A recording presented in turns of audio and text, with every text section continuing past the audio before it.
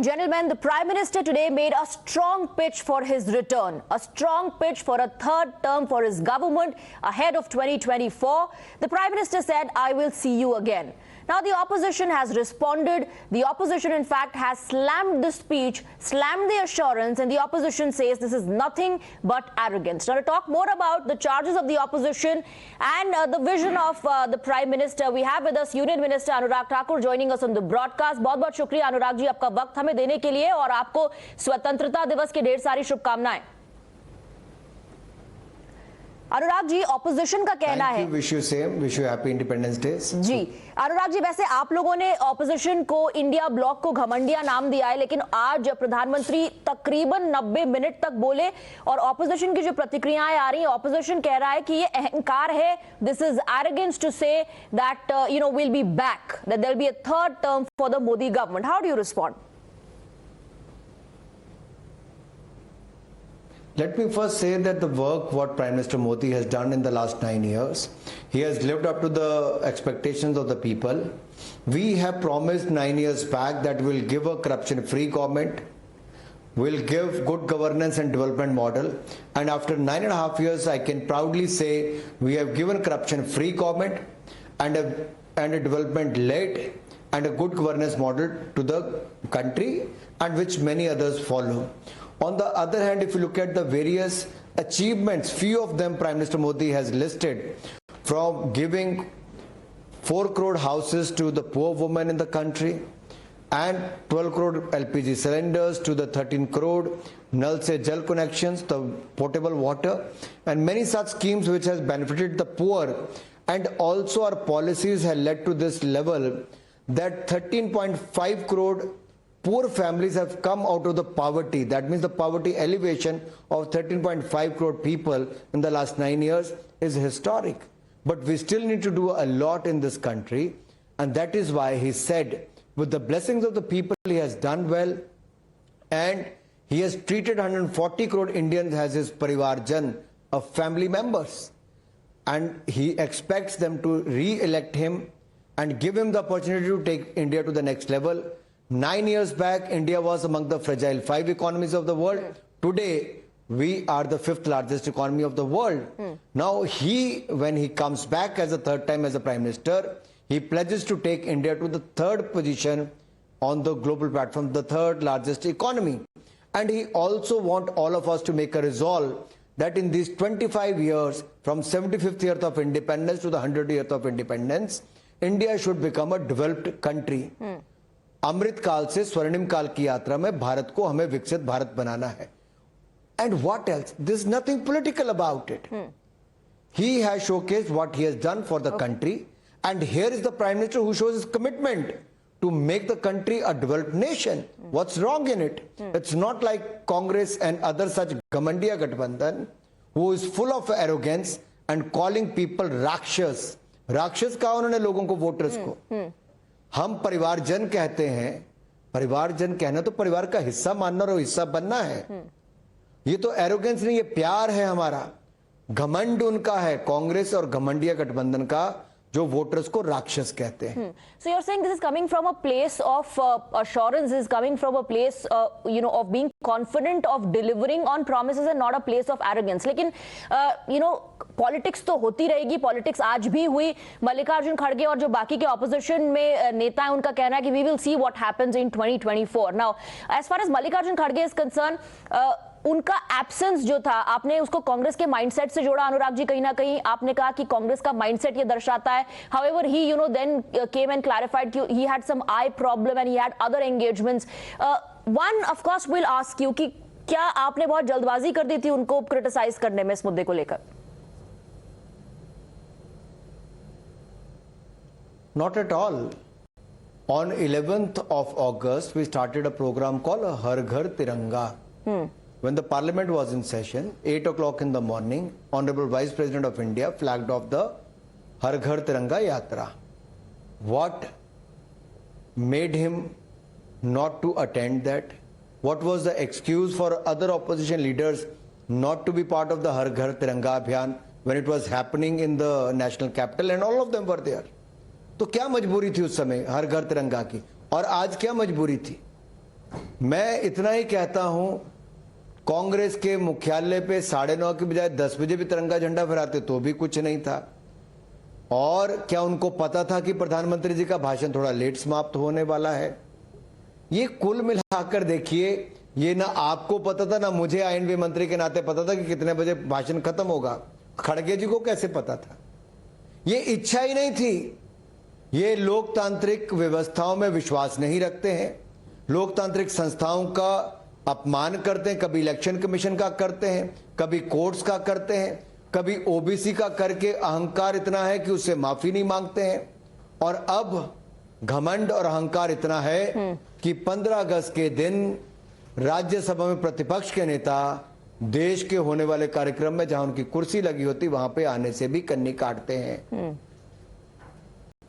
So you're questioning the intent of the opposition leaders. Now, क्योंकि आपने राक्षस शब्द का जिक्र किया, प्रधानमंत्री ने भी अपनी स्पीच में किया, was that an indirect jibe at the Congress party?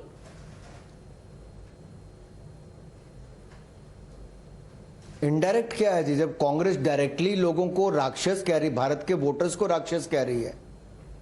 अगर कांग्रेस ने कोई कमी नहीं छोड़ी, पहले मोदी जी को मौत का सौदागर कहा, सांप कहा, बिच्छू कहा, नीच कहा, फिर कांग्रेस ने कहा मोदी तेरी कब्र खोदेगी, ना जाने क्या क्या कहा। जब उन्होंने मोदी जी का पूरा अपमान कर दिया तो अब कहते हैं जो वोट मोदी जी को देते हैं तो उनको राक्षस कह दिया। ये कैसी भाषा है? जो पार्टी 60 साल राज की, उनके नेता ये भाषा का उपयोग कर रहे हैं। अरे ये समय कांग्रेस का आ गया, ये हताशा निराशा।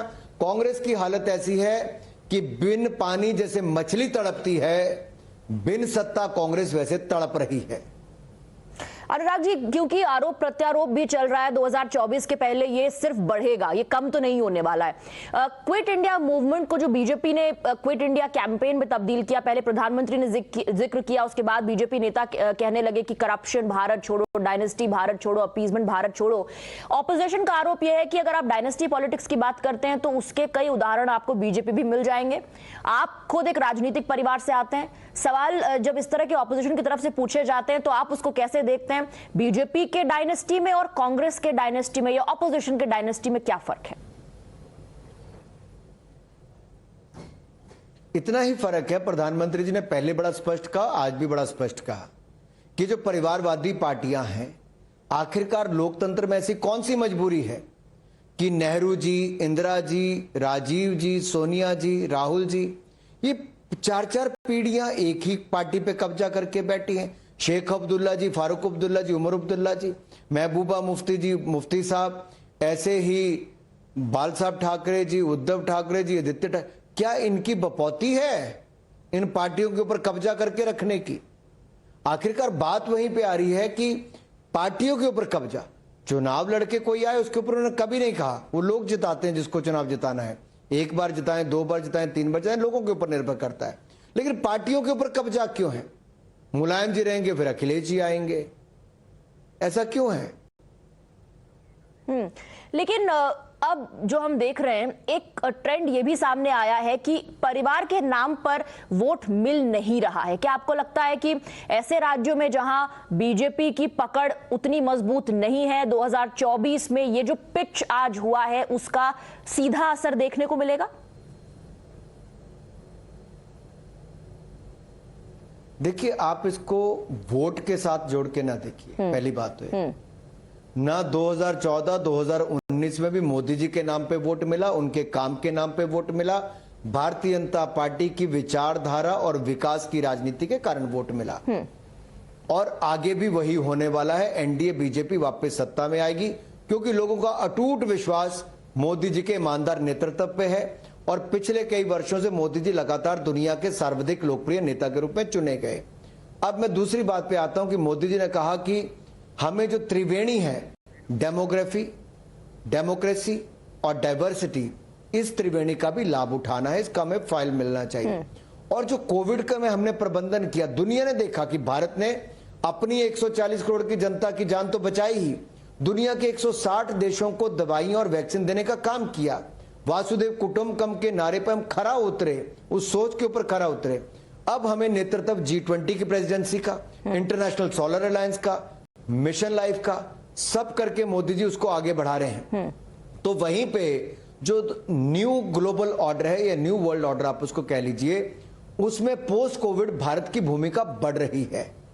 अब ये ग्लोबल जो हमारी ये सारी इक्वेशन बन रही है, जियोपॉलिटिकल इक्वेशन बन रही है, इसको लेकर हमें एक अवसर है।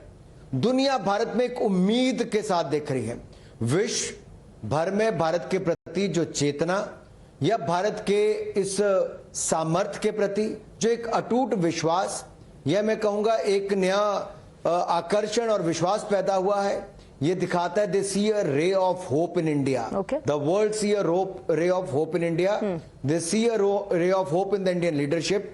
दुनिया को एक नई उम्मीद, एक होप भारत के नेतृत्व और भारत में दिखती है। तो भारत के युवाओं के सामर्थ्य की बात भी मोदी जी ने यहाँ पे की कि भारत के युवाओं को, देश को कैसे आगे ले जाना है। जो निर्णय हम आज करेंगे तीसरी बार चुन के या अभी भी, वो देश को अगले 1000 साल तक लाभ दिलाने वाला है। तो आज जनता जो चुन रही है, वो जनता के अच्छे निर्णय के कारण पूर्ण बहुमत की सरकार बनी, तो जाके 2014 से 2023 के बीच में भारत 10वें नंबर की अर्थव्यवस्था से दुनिया के 5वें नंबर की अर्थव्यवस्था बना। और जब मोदी जी तीसरी बार देश के प्रधानमंत्री बनेंगे 2024 में, तो हम तीसरी सबसे बड़ी अर्थव्यवस्था दुनिया की बन जाएंगे। अनुराग जी, एक आखिरी सवाल आपसे, क्योंकि आपने कहा इसको वोट से मत जोड़िए, लेकिन थर्ड टर्म की बात होगी, वापसी की बात होगी, तो ये मुद्दे तो उठेंगे ही। आपने वर्ल्ड ऑर्डर के बदलने की बात की, लेकिन डोमेस्टिक ऑर्डर भी बदल रहा है। ऑपोजिशन एक साथ आ चुका है, अपने आप को इंडिया नाम दे दिया है। ऑपोजिशन का आरोप यह है कि दिन रात ऑपोजिशन को कोस कर आप वोट लोगों से मांगना चाहते हैं। The BJP is rattled is what the opposition says. In fact many alleging कि आज भी विपक्ष को कोसा गया है। तो नेशन बिल्डिंग कब करेंगे अगर विपक्ष को ये कोसते रहेंगे? How do you respond to these charges? पहले तो मैं कहूं, ये जो घमंडिया गठबंधन बना है, जो अहंकार और घमंड से पूरी तरह भरा हुआ है, जो ओबीसी समाज की बेइज्जती करता है, आप शब्द बोलते हैं और फिर माफी भी नहीं मांगते, ये अहंकार और घमंड इनको ले डूबेगा। पहली बात ये। दूसरी बात, जब हाँ गठबंधन की बात करते हो, ये ठगबंधन जो है, मैं इतना ही कहूंगा, बहुत सारे लोग इनमें से बेल पर हैं भ्रष्टाचार के चलते हुए, लेकिन चलिए वो भी मान लिया। दूसरी बात मुझे बताइए, बंगाल का चुनाव है, क्या ममता बनर्जी जी ने राहुल गांधी जी की कांग्रेस को या कम्युनिस्ट पार्टी को वहां घुसने दिया? मारा इनके कार्यकर्ताओं को, भगा भगा कर मारा है पश्चिम बंगाल में तृणमूल पार्टी के नेताओं ने। तब तो राहुल जी की चुप्पी नहीं खुली, मुंह में दही जम गया था। कम्युनिस्ट पार्टी के नेताओं के मुंह में दही जम गया था। अधीर रंजन चौधरी जी बोल नहीं पाए, जो मणिपुर चले गए, बंगाल लेके नहीं गए, वहां की महिलाओं के ऊपर अपराध हुआ। तो क्या लगता है आपको ममता जी इनको सीटें देंगी? बिहार में नीतीश जी और लालू जी क्या इनको सीटें देंगे? डीएमके इनको 3 सीट से ऊपर देगा क्या? क्या एनसीपी जो शरद पवार जी वाली पुराना जो इनका गुट है वो, और जो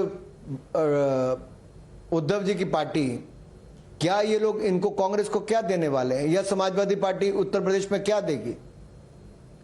मैं सीधा सवाल मेरा ये है, इनके पास है क्या? ये जब टिकट बंटवारा होगा तो ये उतने ही बटेंगे जितना टिकट बटेगी। आप समझ रहे हैं? जितने टिकट बटेगी उतने ही बटेंगे।